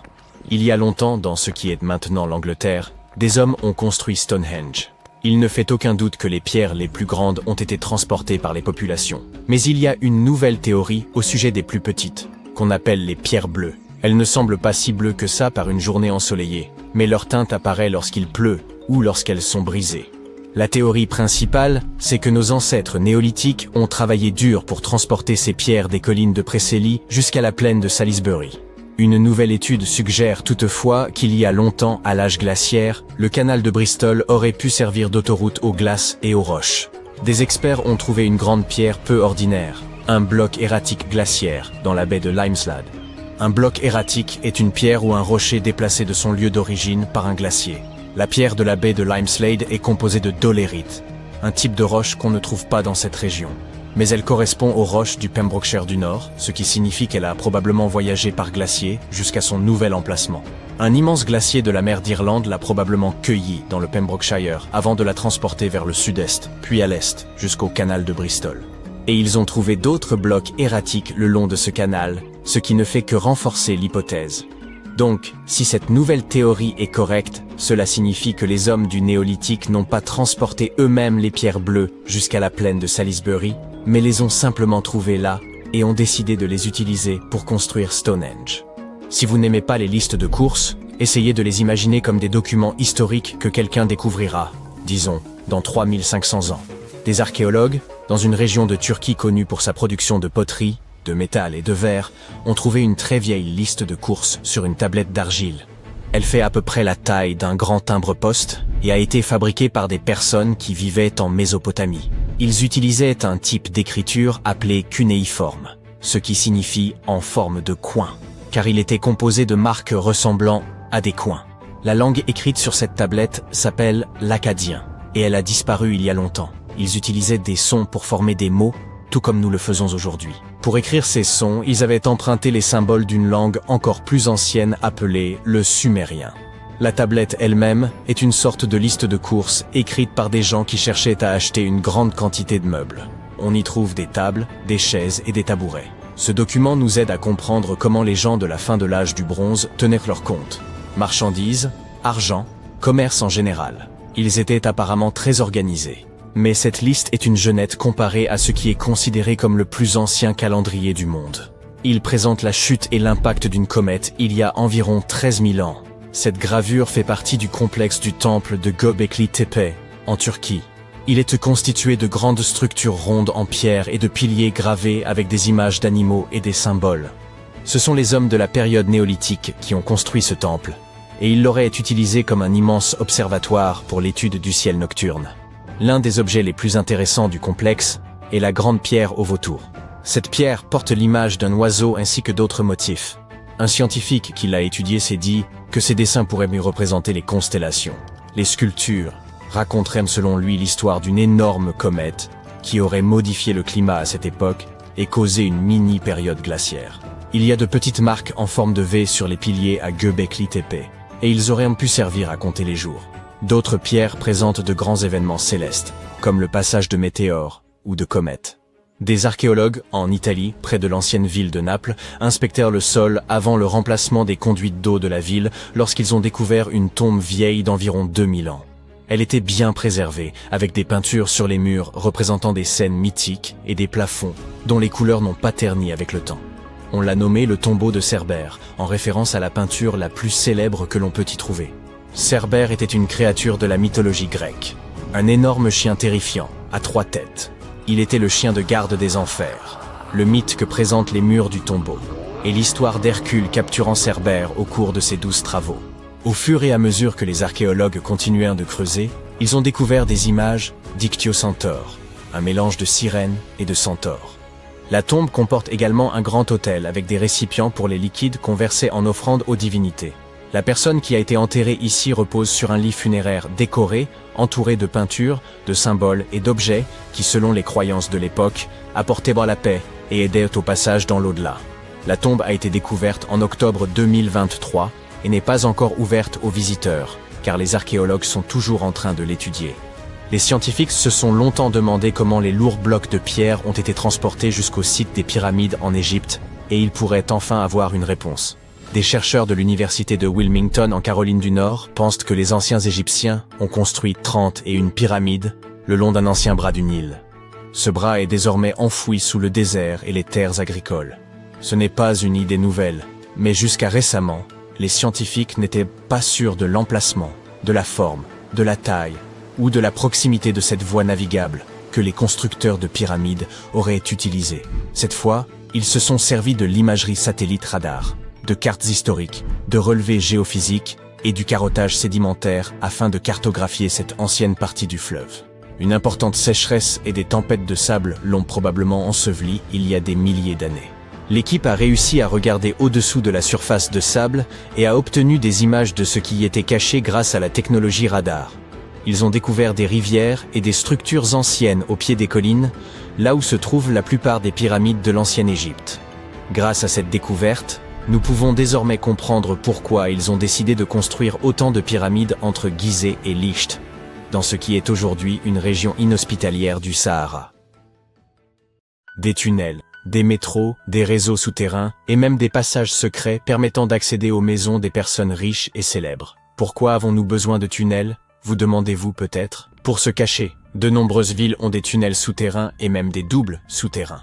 Maintenant, soyons clairs, ces passages ne sont normalement pas reliés entre eux, contrairement à la rumeur populaire selon laquelle il serait possible de se rendre d'Écosse en Turquie en empruntant des passages secrets, construits il y a environ 5000 ans. Oui, si construire cela semblerait fou même aujourd'hui, imaginez à l'époque. Ces tunnels s'appellent officiellement des souterrains refuges.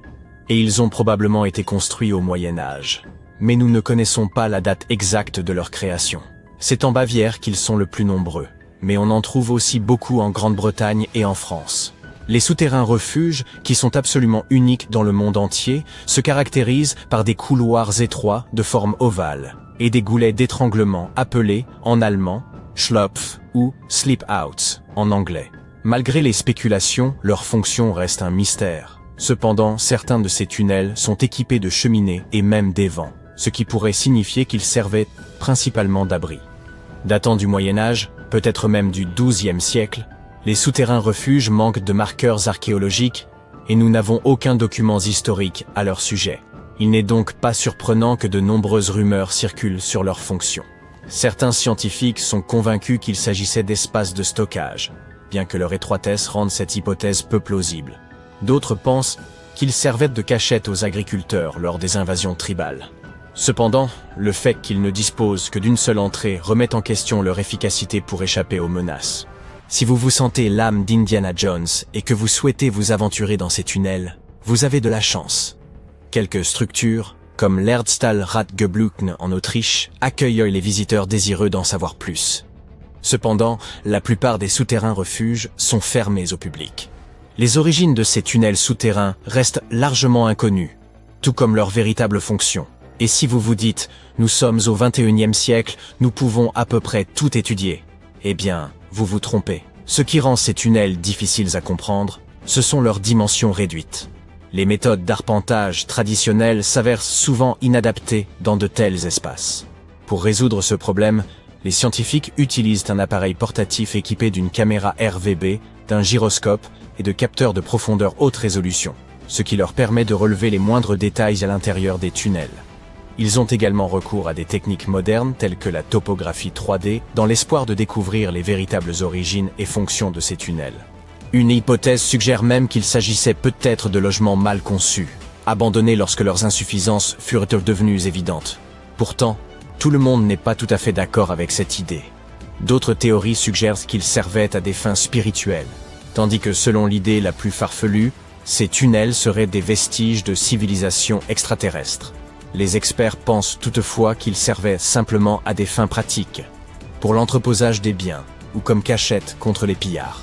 Comme nous n'avons pas d'informations précises sur leur origine, il se peut que n'importe qui, même un paresseux, ait pu les construire. Non, je ne suis pas fou. Les paresseux peuvent effectivement construire des tunnels géants. Regardez plutôt.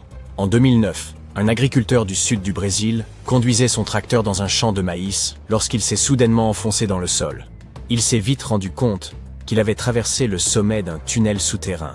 Lorsque les chercheurs sont venus enquêter, ils ont trouvé un passage d'environ 2 mètres de haut sur 2 mètres de large, s'étendant sur environ 15 mètres, et ce juste au-dessous de la maison du fermier. En regardant de plus près, ils ont remarqué de profondes marques de griffes sur les murs. C'était la preuve que le tunnel n'avait pas été creusé par des hommes. Ce que ce fermier avait découvert était un paléofossé de mégafaune, un tunnel préhistorique creusé par des créatures anciennes, comme des paresseux ou des tatous géants, il y a plus de 10 000 ans. Je sais qu'il est difficile d'imaginer ces animaux, mais laissez-moi vous aider. Prenez un hamster. Maintenant, imaginez-le aussi gros qu'un éléphant.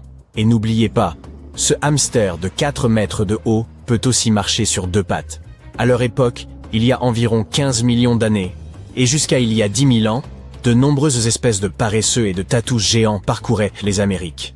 Et certains creusaient bien ce genre de tunnels.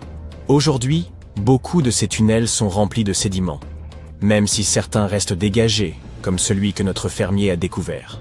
Cette découverte de 2009 a suscité un vif intérêt, conduisant à la découverte de plus de 1500 paléofossés dans le sud du Brésil, ce qui en fait la région du monde où la concentration de tels sites est la plus élevée. Mais personne ne sait exactement pourquoi il y en a autant dans le sud du Brésil. Bien que certains paléofossés existent dans toute l'Amérique du Sud, on n'en a trouvé aucun en Amérique du Nord, ce qui est étrange, car ces énormes paresseux parcouraient tout le continent. La fonction exacte de ces grands tunnels reste un mystère, mais les scientifiques pensent qu'ils servaient d'espace post-natal pour la régulation de la température ou pour l'hibernation. Les tunnels se sont probablement développés au fil des siècles, à mesure que les générations successives de paresseux et de tatous les agrandissaient. Maintenant, Jetons un coup d'œil au Fugu. Non, il ne s'agit pas de ce mets japonais très dangereux, ni d'une ville en Nouvelle-Guinée. Pour les voir, nous devons nous rendre au Royaume-Uni. Les Fugu sont également des structures souterraines, mais ils ne ressemblent pas exactement à des tunnels. Ce sont des structures en pierre sèche. Ils ressemblent à des grottes décorées à l'aide de pierres. On n'en a trouvé qu'une quinzaine jusqu'à présent, et la plupart se trouvent en Cornouailles. Selon les estimations, ces tunnels auraient été construits il y a environ 2400 ans, et ils sont encore en parfait état, ce qui est vraiment fascinant. À l'époque, les gens ne disposaient pas de machines modernes, et pourtant ces structures sont toujours là. Vous vous imaginez acheter un appartement aujourd'hui et apprendre qu'il sera toujours là dans 2 millénaires et demi? Pour en revenir à nos Fugu, leur fonction supposée n'a rien d'extraordinaire. Ils pouvaient être utilisés à des fins spirituelles, comme cachette ou comme garde-manger. Cette dernière fonction est cependant un peu surprenante. Je suppose que ce n'est un secret pour personne que l'Angleterre est réputée pour son taux d'humidité excessif, et que si vous voulez bien conserver vos aliments, vous devez éviter l'humidité à tout prix. Sinon, vous pouvez dire bonjour à la moisissure et aux champignons. Mais les peuples anciens n'étaient pas bêtes du tout. Autrement, ils n'auraient pas survécu, et vous et moi ne serions pas là aujourd'hui. Ils utilisèrent donc peut-être ces Fugu pour stocker certains produits, des produits présentant une moisissure naturelle, et contribuer ainsi à la conservation des denrées périssables, comme le lait, le beurre et le fromage. Mais bon, ce ne sont là que suppositions. La véritable fonction de ces tunnels reste inconnue. Ce qui rend les Fugus uniques, c'est qu'il s'agit de tunnels construits délibérément, et non de mines creusées comme on en trouve au pays de Galles, par exemple. Ils ont été réalisés par l'excavation de tranchées profondes, puis revêtus de dalles de pierre de fête, avant qu'on y déverse du remblai. Tout cela demandait beaucoup de temps et d'efforts. Cependant, quelle que soit la difficulté, les villes du monde entier sont souvent bâties sur des réseaux de tunnels complexes, uniques à chaque endroit. Par exemple, Paris est célèbre pour ses vastes carrières souterraines, qui ont été abandonnées il y a des années, mais qui présentent toujours un risque d'effondrement dans certaines zones. Londres possède l'un des plus grands réseaux de tunnels au monde, dont beaucoup ont été spécialement créés à des fins militaires. À New York, des rumeurs circulent sur l'existence de tunnels secrets, tandis qu'à Los Angeles, on trouve d'anciens tunnels datant de la Prohibition, utilisés par les bars clandestins. De nombreuses autres villes possèdent d'énigmatiques tunnels. Et étonnamment, la Floride ne fait pas exception. Remontons jusqu'en 2011, à Ybor City. Près d'un ancien bureau de poste, une inondation a fait apparaître quelque chose d'étrange. Les vestiges d'une structure inconnue. À l'époque, les gens n'y ont pas vraiment prêté attention. Et ce n'est que 7 ans plus tard que l'on a découvert quelque chose de vraiment fascinant.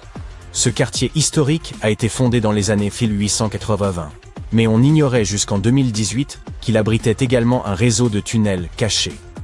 Nous ne l'avons découvert que grâce à des travaux de rénovation. Leur fonction exacte, bien sûr, est inconnue, mais la plupart des scientifiques sont convaincus qu'ils servaient à relier les premières salles de jeu au port de Tampa. Il est difficile de déterminer l'étendue de ce réseau de tunnels. En 2018, on a trouvé dans une maison historique de Seminole Heights des portes verrouillées menant à des tunnels datant des années 1920. Un habitant a même déclaré avoir parcouru un tunnel pendant une vingtaine de minutes. Selon certaines rumeurs, ces tunnels relieraient le fleuve Hillsborough à Ybor City. Les recherches se poursuivent, mais aucune nouvelle information n'a encore été dévoilée.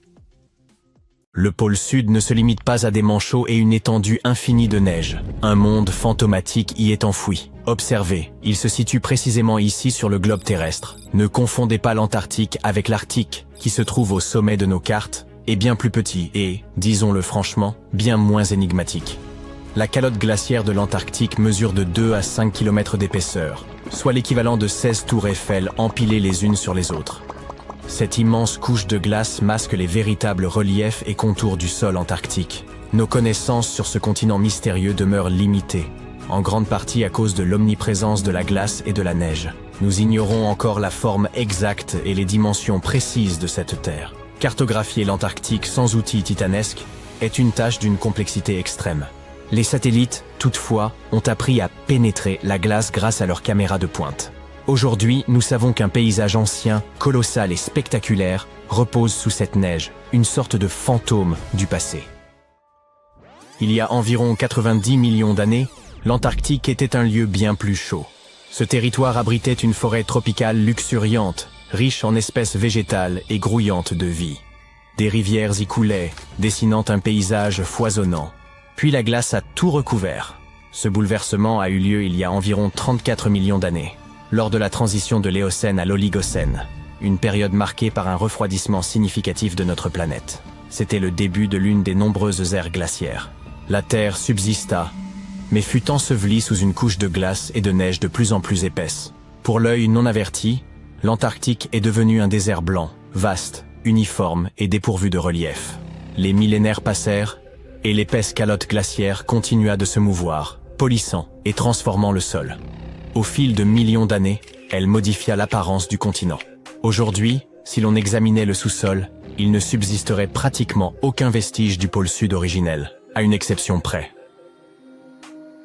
Dans les régions où la glace est exceptionnellement épaisse et presque immobile, comme en Antarctique orientale, elle joue un rôle inverse. Elle agit comme une couverture particulièrement dense qui protège le sol. En temps normal, des facteurs tels que le vent ou la pluie érodent progressivement le sol, modifiant ainsi sa forme au fil des siècles. Cependant, grâce à cette couche de glace protectrice, ces processus naturels ne parviennent pas à atteindre les strates sous-jacentes. Ainsi, le sol est demeuré presque intact pendant des millions d'années, comme s'il avait été figé dans le temps. Cette zone spécifique, située près des bassins subglaciaires d'Aurora et de Schmidt, est désormais surnommée le spectre du paysage antarctique. Cet endroit est resté presque intact depuis qu'il a été recouvert de neige. Il y a 34 millions d'années. Il constitue une empreinte historique unique, capable de révéler l'apparence du sol de l'Antarctique avant qu'il ne devienne ce désert glacé. Lorsque les scientifiques ont exploré l'Antarctique orientale, ils ont mis en évidence un fantôme fascinant. Des traces de rivières anciennes, diverses vallées, de petites îles énigmatiques, ainsi que 3 vastes formations terrestres en forme de U. Mais que signifient-elles exactement? Comme vous le savez, les continents de notre planète sont en mouvement constant, glissant sur un manteau de lave en fusion, comme des céréales dans un bol de lait. Au fil des époques géologiques, ils se sont rassemblés et séparés à maintes reprises. Il y a plusieurs centaines de millions d'années, un supercontinent nommé Gondwana réunissait plusieurs terres, dont l'Antarctique, qui formait alors une masse unique. Cependant, lorsque le Gondwana s'est fracturé, l'Antarctique a été soumis à de puissantes forces tectoniques. Des fragments de son territoire ont été arrachés les uns des autres et dispersés.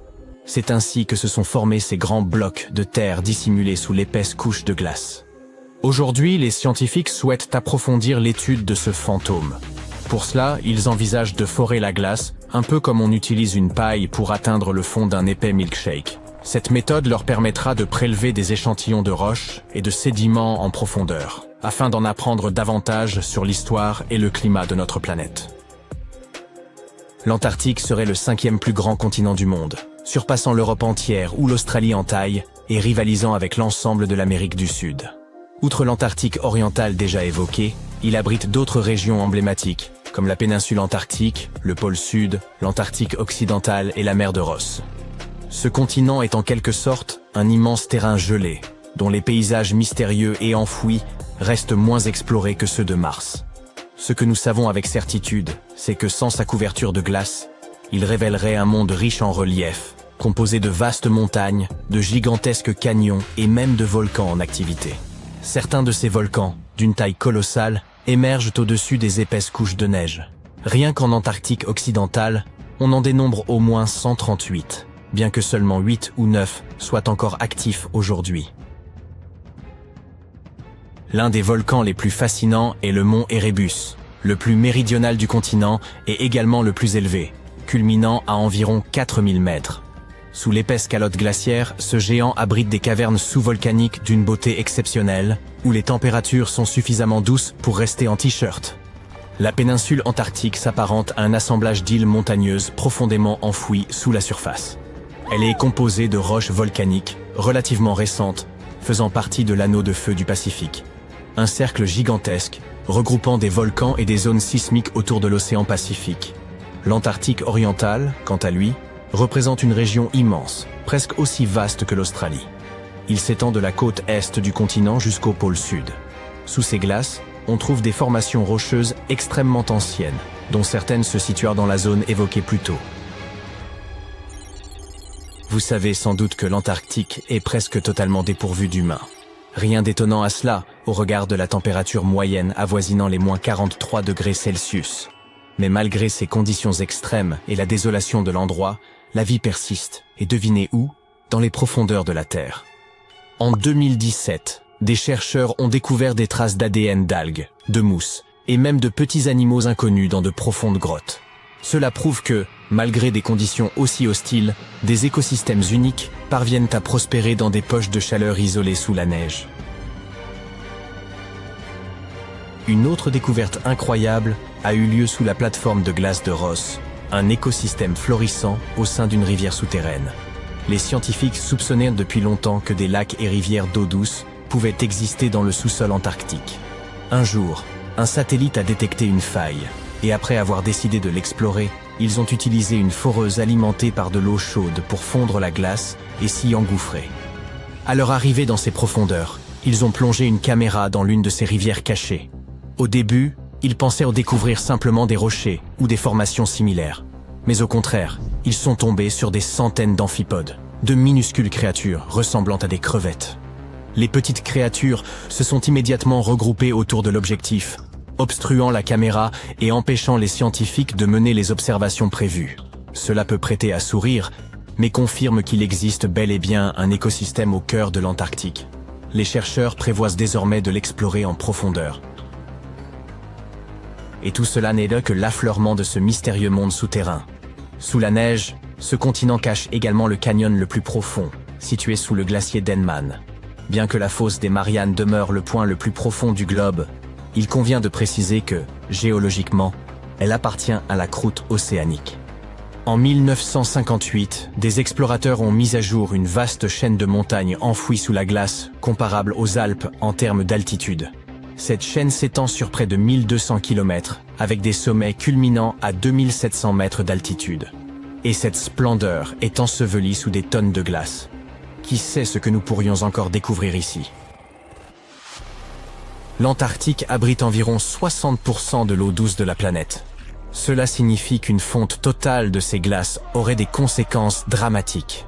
À titre d'exemple, il existe un glacier apocalyptique, officiellement connu sous le nom de Glacier Thwaites. Ce gigantesque bloc de glace, de la taille de la Floride, est actuellement en train de fondre. Chaque année, cela contribue à une élévation des niveaux marins de 4%. Si ce glacier venait à fondre complètement, le niveau des océans augmenterait de 60 cm. Une hausse qui peut sembler modeste, mais qui serait dévastatrice pour les régions côtières du monde entier. Heureusement, les chercheurs ont constaté que même si sa plateforme glaciaire venait à se désintégrer dans les 50 prochaines années, le glacier lui-même ne disparaîtrait pas aussi vite qu'ils le redoutaient. Bien qu'il perde encore de la glace à un rythme soutenu, ce processus